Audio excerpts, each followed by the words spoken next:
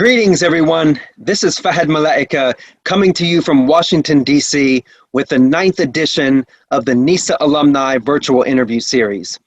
Today, we are honored to be joined by Mr. Roger Albinyana, who is the Director of Mediterranean Regional Policies and Human Development at the European Institute of the Mediterranean, also known as IEMed, based in Barcelona.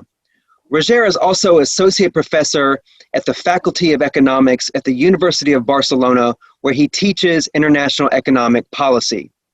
I have known and worked with Roger and IEMed for several years. IEMed has been an extremely valuable partner to the NESA Center through both our Strategic Studies Network and our AFRICOM efforts since about 2014, and Roger has been an integral part of many of those efforts. NESA and IEMed have also published collaborative projects, which you can find by searching through the IEMed website. Today, we want to talk primarily about the state of the Barcelona process in light of its 25th anniversary, and later we will briefly discuss the prospects for EU-US relations under a new Biden administration. The Barcelona process, also known as the Union for the Mediterranean since 2008, was first set up in 1995 with the goal of promoting stability and integration throughout the Mediterranean region, in part by increasing both north-south and south-south integration in the region, including between Arab states and Israel. We should note that in accordance with the objectives of the Euro-Mediterranean Partnership, the European Neighborhood Policy, and the Union for the Mediterranean, that part of IEMed's mission is to promote projects that contribute to cooperation between different Mediterranean countries and cultures. For a variety of reasons, I think we can reasonably say that the Barcelona process has been a very mixed bag since its inception. As noted by Ambassador Sinan Florenza in the recent 2020 IEMed yearbook, there has been some notable socioeconomic progress in some of the Arab countries, and I quote, particularly those that played their Euro-Mediterranean association cards more fully, such as Tunisia, Morocco, and Jordan, end quote. At the same time, however, and I'm just paraphrasing now, the southern and eastern portions of the Mediterranean region in particular have become increasingly troubled in recent years, and they remain a theater of low-intensity conflicts and regional power proxy struggles. With all that said, Roger, that brings me to my first question for you. In light of its 25th anniversary, what are your thoughts on the current state of the Barcelona process? Has it met all the expectations of the EU and its partners? Over to you. Well, thank you, Fahad. And first of all, allow me to thank the NESA Center and you personally and all the other colleagues that work with you. Like retired Colonel Anne Moisen. Of course, we have had an intensive collaboration over the last years, and we look forward to resuming this collaboration across the region as soon as this pandemic is somehow works out. We'll see if that happens hopefully next year. As you rightly noticed, last week we commemorated the 25th anniversary of the Barcelona process. There was a ministerial meeting of the 42 countries that conform the Union for the Mediterranean. They could not meet in presence. Some were here in Barcelona, others were met virtually. But what matters is that the spirit of the Barcelona process was reasserted and to a certain extent is still there. If I go back to your question, of course, there are mixed feelings, because if one compares objectively the situation in the region and in the state of relations between the European Union and the southern and eastern Mediterranean countries between now and in 1995, one will clearly conclude that the region, especially the southern Mediterranean countries, are in a worse position. We are suffering more instability. We see that the income inequalities have not been properly tackled. We see other emerging threats like climate change, like mobility of people, migration, like the situation of the economies even before the pandemic arose. So this is clear. We cannot deny these facts. We are worse off today than 25 years ago. But yet, I have to say that the only possibility and the only viable solution is to go on with this process. We are facing too many interdependencies between the southern Mediterranean and the northern Mediterranean countries. We cannot deny that. There are interdependencies in terms of stability, security, in terms of economy, in terms of human mobility, as I said, in terms of trade and investment, climate change, and the only way I know to tackle all these challenges, especially when interdependencies between different countries do exist, is to do it collectively, is to foster collective and joint responses. And this is what the Barcelona process meant 25 years ago. It was the start from the side of the European Union to basically give a collective answer to all these challenges.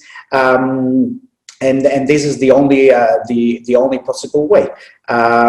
So basically, there are mixed feelings, but at the same time, there are hopes that with the current challenges that we are facing, with the current interdependencies, we are going to be able to work together and to strengthen this cooperation for the future of the citizens of this region.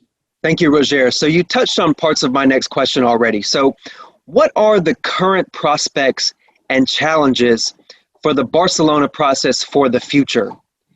Is it being supplanted by anything else more in line with current challenges and objectives? Over to you. Well, as you rightly pointed out, back in 2008, the Barcelona process was replaced by the Union for the Mediterranean. It was a way to institutionalize what had been a mainly process driven mainly by the European Commission. So now basically we have an institution which is co-chaired by the European Union on the one hand, but also by a southern Mediterranean country, in this case Jordan. Of course, these gives what we call co-ownership towards the Euro-Mediterranean cooperation process. That means that basically it's not only a process driven by the northern side of the Mediterranean, but also a process in which the southern Mediterranean countries can be equally considered when it comes to decision making. So basically that was an innovative change that was put in place back in 2008. And since then, of course, many new challenges have emerged. And of course, what used to be the cooperation baskets of the Barcelona process have evolved into new formats and into new topics. So for instance, if one takes a look to the Barcelona Declaration of November 1995, you will barely see a single word referring to the climate emergency. Whereas now, climate emergency, especially in the Mediterranean region, is one, if not the biggest challenge that we are facing, because as it has been explained recently by the group of scientists, the so-called MEDEC, the Mediterranean region is a region of the world which is more exposed to the leverage of temperatures than the rest of the world. right? So basically, what this Union for the Mediterranean has done is to adapt the topics. Some of the topics, of course, remain the same. Before, I used to mention, or I did mention, the topic of income inequalities. I mean, we're still suffering a big disparity in terms of income per capita between the citizens of the southern Mediterranean countries, namely North African countries, and those from Southern Europe. And this, of course, is not a sustainable situation. So several measures had to be implemented in order to try to offset this situation. And in many other fields, we see this evolution, which of course is important and was necessary in order to adapt the current circumstances to the issues that demand an effective response from the policy decision making. Thank you. So, for those not familiar with IEMed, how does the work of IEMed contribute to the goals of the Barcelona Process, as well as any other Euro-Mediterranean regional integration initiatives? Over to you. Well, IEMed is basically a public consortium of all the key public administrations, starting from our government in Madrid, the Ministry of Foreign Affairs, and then the Catalan government, the municipality of Barcelona, or the Barcelona City Hall. So basically, you have all levels of governance inside the IEMed, which gives us the possibility to understand also the demands from the various levels of governance.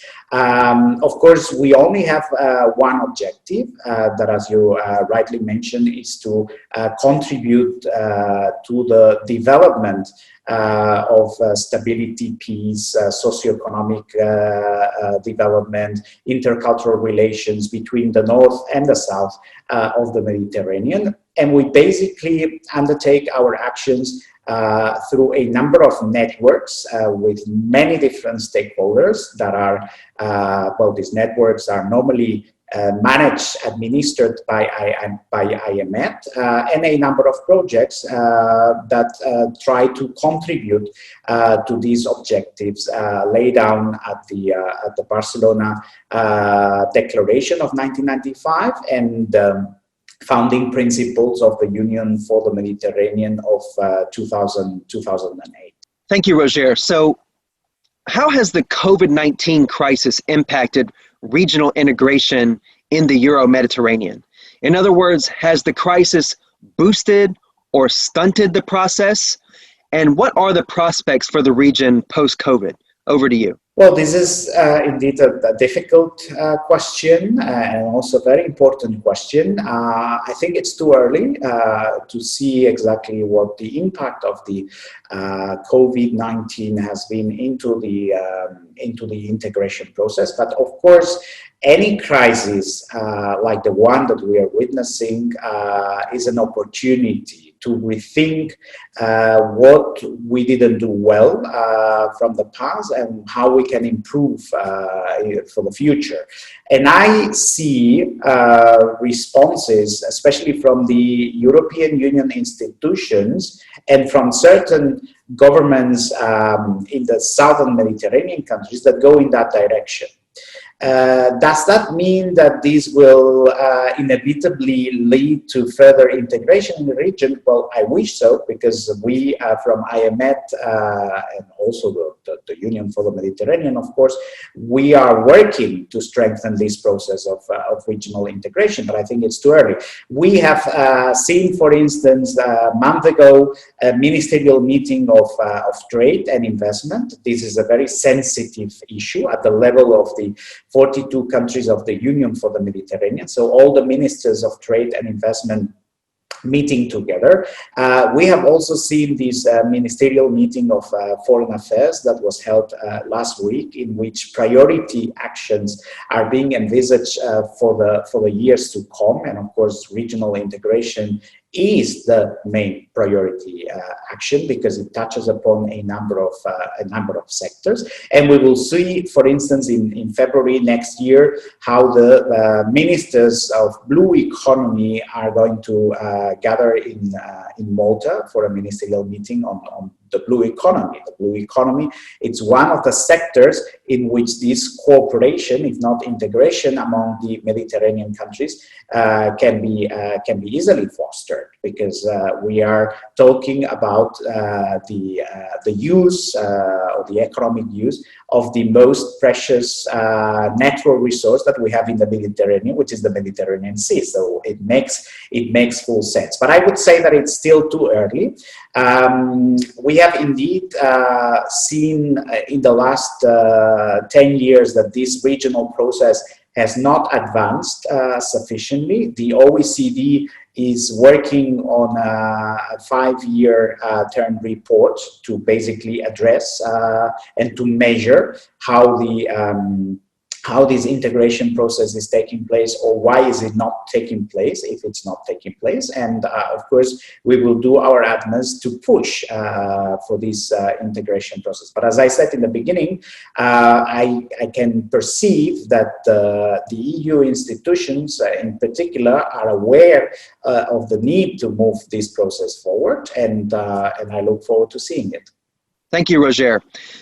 So for both our alumni and our stakeholder audience that's watching, what are some of your own recommendations to further enhance or improve the Barcelona process and Euro-Mediterranean integration more broadly? Along those lines, what can our alumni and stakeholders in the Mediterranean region expect from the EU in the next 2 to 5 years? Over to you. So this is indeed, it's a key question and very important. What we have seen in the last 10 years is that certain countries from the southern and eastern Mediterranean are not completely in agreement with this process. We have seen that some of them, not all of them, I mean, we also saw, for instance, countries like Morocco, Tunisia, Jordan, for instance, that have been very, strongly advocating for this process, but we've seen others that not. And in any case, the answers that we get from these countries is that the offer that the European Union and European institutions are actually putting on the table is somehow incomplete. It sometimes focuses too much on issues like trade and investment, which are very important for the development, for both the social and economic development of these countries. But there are also other issues that, in my opinion, should be brought into the table, like the question of human mobility, because we cannot advance the chapter of regulatory convergence and regional integration if we do not put on the table other issues like will the people of the south be able to move freely, not immediately, but maybe in a certain period of time across the Mediterranean region? Why do you want to liberalize, for instance, the services across the Mediterranean region, if then workers from the south or business people from the south cannot actually move to the north to basically deliver their services? These are very basic questions, and to my opinion, the question of the regional integration and the Euro-Mediterranean partnership should take a long-term approach, a long-term objective goal. It doesn't need to be for the next 2 years, it doesn't need to be for the next 3 years, but maybe if you set up in 10, 15, 20 years like goal, then and you basically include more important or other important equally relevant subjects like human mobility, then things, especially from the perspective of the southern Mediterranean countries, could be better understood, and probably we could move faster towards this goal. Thank you, Roger. So my final question stems from the recent US presidential election results. and I would be remiss not to ask you about this topic. Joe Biden's victory has been hailed by some foreign policy analysts as an inevitable return to multilateralism under a new administration that will work to repair strained transatlantic relations. On the other hand, I've also seen some analysts argue that US-EU relations are forever altered and that the US first approach is here to stay, even if Biden can start to mend some fences. So, what are your thoughts on the challenges and constructive opportunities for US and EU relations under a new Biden administration? And what would you like to see the new administration work with the EU on, particularly in terms of helping to enhance EuroMed cooperation? Over to you. Well, of course, this was a question that could not be missed, and we, of course, but this is not my personal feeling. It's the feeling of many, or the thoughts of many Europeans. We are, of course, happy with what we have heard from the president-elect that he's going to implement when he finally gets in office in January. Basically because what we have seen in the past 4 years has been very detrimental for transatlantic relations. Not necessarily for the cooperation in the region, in the southern Mediterranean region, or at least in the North African countries, because it's true that the Trump administration did not pay too much attention to the North African countries. He paid more attention in the region to the Middle East and to the Levant countries. But yet, when it comes to the transatlantic cooperation, as many of us are strong supporters of this transatlantic cooperation and the cooperation between the European Union and the US and the European Union countries and the US in a number of domains, from security to economic development, to trade and investment, even to cultural relations. I truly believe that this change will, of course, entail new opportunities to revamp these transatlantic relations. It is true that within the last years, a discussion inside the European Union has emerged on the so-called term strategic autonomy, whether the EU has to move towards a more strategic autonomy in areas like defense and security. These debates have always taken place within the EU, and the EU, I'm sure that it will forge a consensual position, but I'm sure that the new administration will for sure reinforce this transatlantic cooperation, as it was the case under the Obama administration and previously with all the presidents. That being said, of course, we are very eager to continue cooperating with our American allies, with our American friends like the NESA Center, the National Defense University, AFRICOM, in our approach towards the southern and eastern Mediterranean. And there we are happy to do that. We believe that even if we might disagree on certain areas, there are like an immense number of areas in which agreement exists. I think that your presence is also welcome in these countries, and of course, working hand in hand, working together, can only bring benefits to all these countries. So, of course, we look forward to continuing, and not only continuing, but strengthening our cooperation in the years to come. Thank you very much. Roger, it has been both an honor and a pleasure to speak with you. We really appreciate you taking the time to join us, and I'm sorry that we haven't been able to meet face-to-face this year. Inshallah, we will get back to our normal NESA IEMed partnership, if not next year, certainly the year after. The NESA leadership and faculty wish you and everyone at IEMed all the best. And to everyone watching from home, we wish you happiness, good health, and a nice holiday season to those celebrating. Goodbye.